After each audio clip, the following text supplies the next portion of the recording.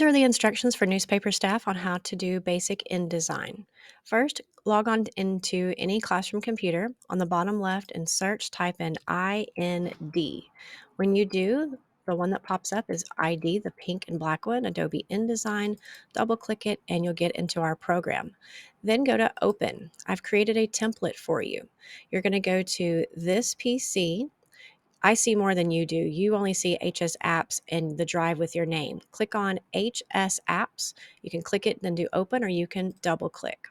The fastest way to get to the journalism folder, besides scrolling, is to click one time with your mouse in the white area over here. Just click one time, then press J, the letter J, on the keyboard. Takes you right to our journalism department folder.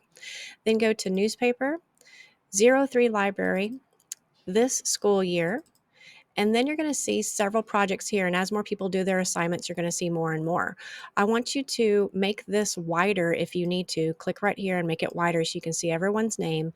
And click on the one that does not have a name. This is the template. Then open it.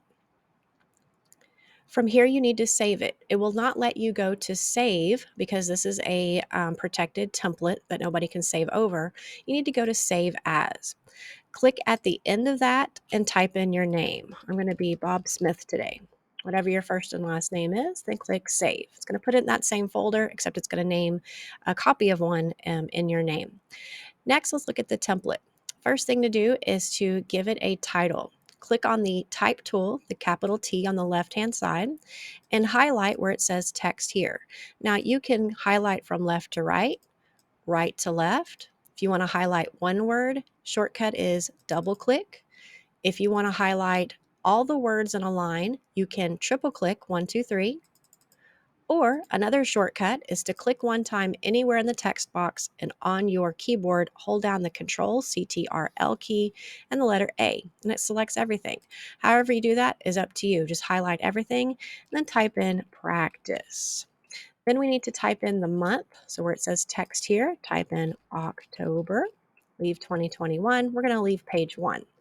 Next, this is our Inside the Actor Studio project with the 10 questions. I'm going to highlight where it says headline goes here and do Inside the Actors Studio dash 10 questions project. You asked your partners 10 questions or your group 10 questions the other day. I don't really care for this font. I'm going to highlight all of this. Again, I can highlight with my mouse, or I can do select all, Control A. And over here on the right-hand side, it defaults to Times New Roman, which is great for our stories, not necessarily for headlines. And choose any font that you like. There are plenty to choose from. I'm going to go with, that one's a little too fancy. There we go. That one looks good to me. Now, I don't like how this goes on to the next line. I'm going to click before the dash, actually right after the dash, and hit enter. Inside the Actor Studio 10 Questions project. You can also change the size over here. It's at 38. You can go bigger or smaller. Don't worry that it's going over the picture right now. We're going to fix that in a minute. But you choose the font and the size that you like best. Ignore the picture boxes for right now. Let's do the next part. First, out of your 10 questions, choose your 2 favorite where you got the best answers from. I'm going to go with, what is your favorite word? Question mark. And what is your favorite non-curse word? Curse word. Again, it could be any 2 questions. Then I'm going to type in the answers. Notice how each of them have quote marks before and after their answer, a period inside the quote mark, a space, a dash, a space, first and last name capitalized correctly, comma, space, and what grade they're in. I'm just going to highlight this and start typing right over it. Looking at my answers, I am going to type in what the best 5 people said for that one. So what is your favorite word? This person liked the word happy, period, dash, space, Nicole Brown. And Nicole is in 10th grade. The next person said blue, and that was Amy Smith. She's in 12th grade. Next person said puppy, period. I totally spelled wrong. Oh, when you spell something wrong, you can right click on it and choose the right spelling, or you can just retype over it. Ignore that names are not spelled correctly. They really are. Spell check doesn't pick them up. Puppy was by David Jones. He's in 11th grade. We're going to go with Rain, Bo, Jill Osborne. She's in 10th grade. And my last person who gave me the answer, I don't know, I'm making this up. Green, period, quotation mark, space, dash, space. Let's go with Emily Jones, fake name, 9th grade. Okay, so now we've typed in question and the names. If you want to, you can change the size of the question by going up, up, up, or choose a particular size. Let's go with 24. Looks good to me. If you want to, you can change the font and size of the answers. The next question, what is your favorite non-curse word, curse word? I should probably put a dash right here. A fast way to copy and paste some information that you're going to repeat, like I quoted these same people over here and I'm going to quote them over here. I'm going to highlight this information right here, right click copy. Shortcut on your keyboard is also Control C. And I'm just going to over here, Control V. Now I need to change their answer, of course. So everyone gave me a favorite non-curse word, curse word, and now we're good. Last couple things we need to do. Notice how these are all not lined up very well. Click on the first text block with your first question. Hold down your Shift key on the left-hand side with your left hand. Then click on the other one. Okay, now I've selected both. I can let go of Shift. Down here on your screen, you'll see the word align. If you click it or the arrow next to it, you're going to see some alignment options. Hover your mouse over it to find the one that says Align Top Edges.